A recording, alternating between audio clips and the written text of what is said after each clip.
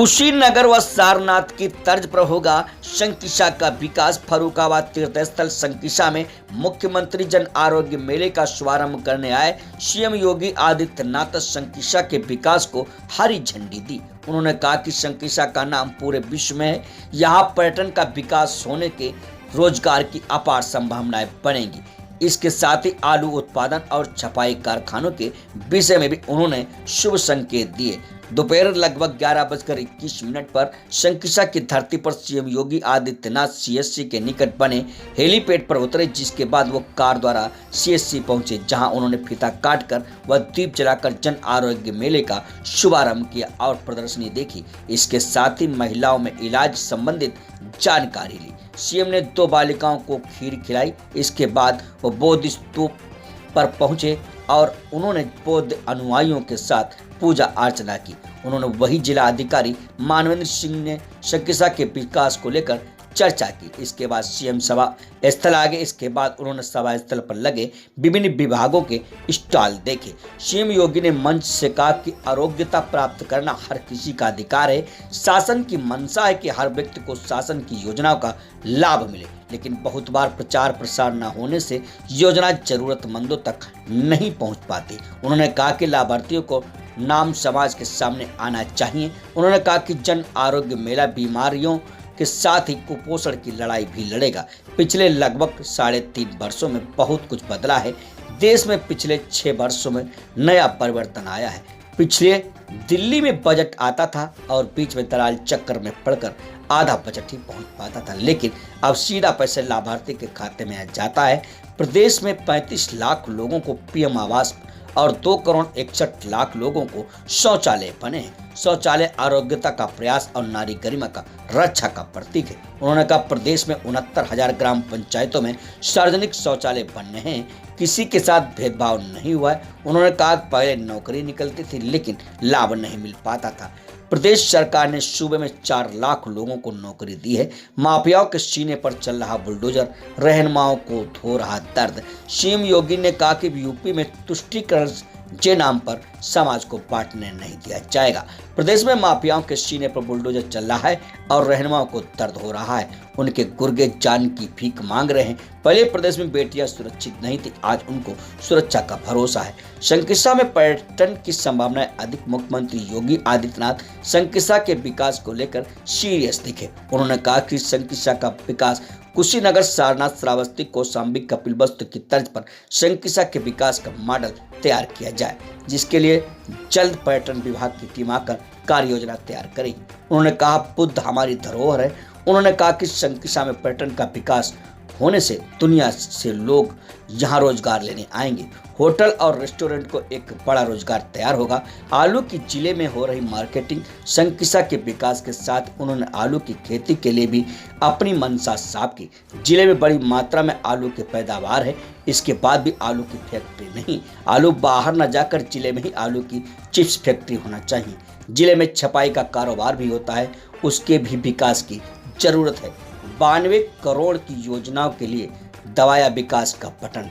CM योगी ने button दबाकर 92 करोड़ की विभिन्न योजनाओं को आगे बढ़ाया, जिसमें 25.37 करोड़ रुपए की योजनाओं का शिलान्यास किया और लगभग 66 करोड़ की परियोजनाओं का लोकार्पण किया।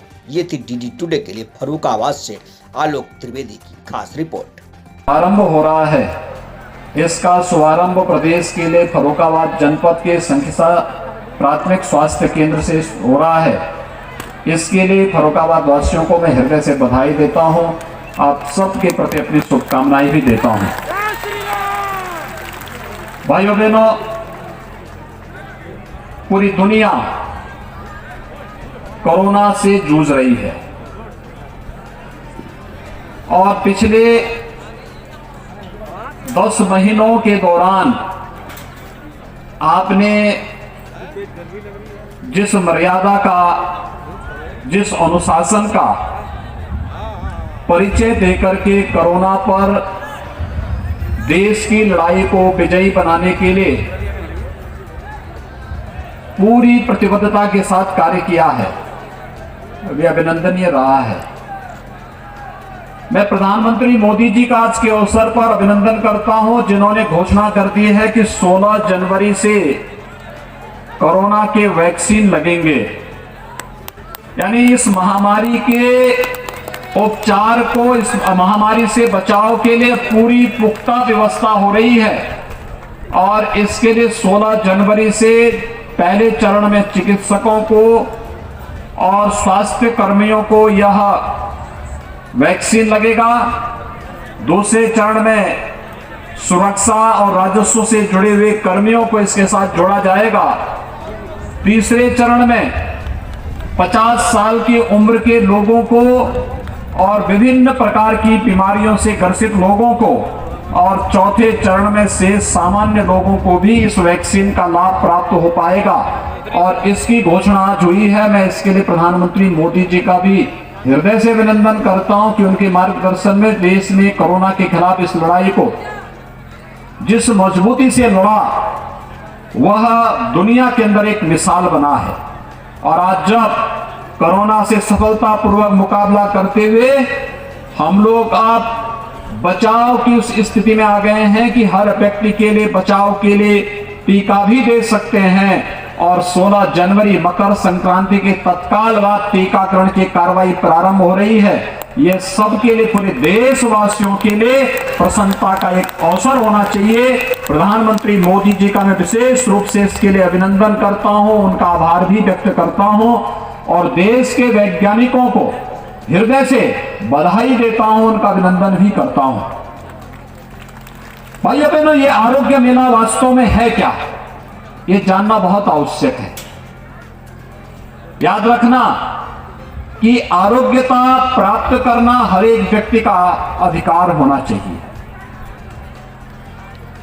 इस धरती पर बिना भेदभाव के शासन की योजनाओं का लाभ हर नागरिक को प्राप्त हो सके, ये शासन की पूरी इच्छा होती है, शासन की प्रतिबद्धता का एक हिस्सा होता है। लेकिन बहुत बार शासन की योजनाओं का प्रचार प्रसार नहीं हो पाता और प्रचार प्रसार न होने के नाते योजनाओं के बारे में लोगों को जानकारी नहीं हो पाती है। और जब लोग जानकारी नहीं रखते तो इसके बाद बहुत सारी योजनाओं से वंचित रह जाते हैं। अभी हम लोग आए, मंच पर आने के तत्काल बाद मेरे उद्बोधन के पहले उद्घाटन, लोकार्पण और उद्घाटन कार्यक्रम के बाद विभिन्न प्रकार की लाभार्थी परक योजनाओं के जो लाभार्थी हैं उनको मंच पर बुला करके उन्हें उनके सर्टिफिकेट उपलब्ध कराए गए। इस सर्टिफिकेट के पीछे का उद्देश्य है, ये इसलिए नहीं कि हम लोग आए हैं और उनके साथ फोटो होगी।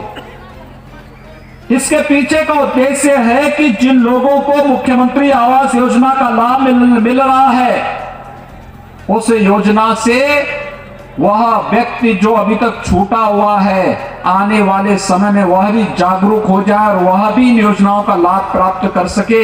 इस योजना से उसे भी लाभान्वित किया जा सके। आयुष्मान भारत योजना या मुख्यमंत्री जन आरोग्य योजना का लाभ उस पात्र व्यक्ति को प्राप्त हो सके जो किन्हीं कारणों से पिछली सूची में छूट गया था, उसे भी इस योजना का लाभ प्राप्त हो सके।